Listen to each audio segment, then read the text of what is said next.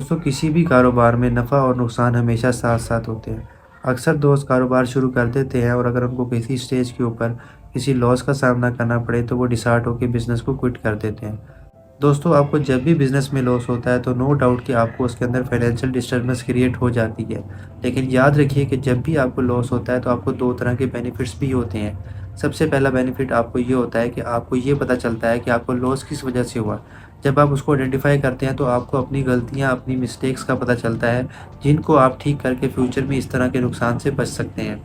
Loss से दूसरा बड़ा बेनिफिट आपको ये होता है कि ये आपको मेंटली स्ट्रॉन्ग कर देता है। फॉर एग्ज़ाम्पल कि जब आपको फर्स्ट टाइम फॉर एग्ज़ाम्पल 10,000 का नुकसान होता है, तो आप बहुत ज़्यादा मेंटल डिप्रेशन में चले जाते हैं, आप बहुत ज़्यादा डिसहार्ट हो जाते हैं, बहुत ज़्यादा परेशान हो जाते हैं।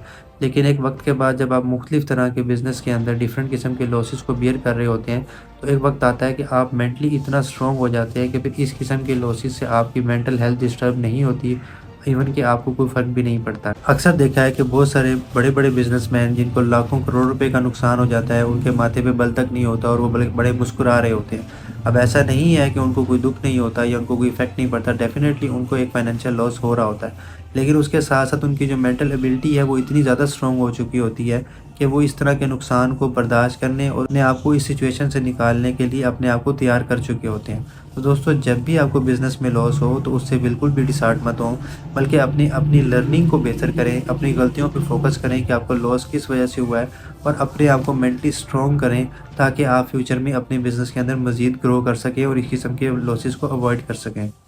वीडियो पसंद आई है तो इसको लाइक, सब्सक्राइब और शेयर करना मत भूलिएगा।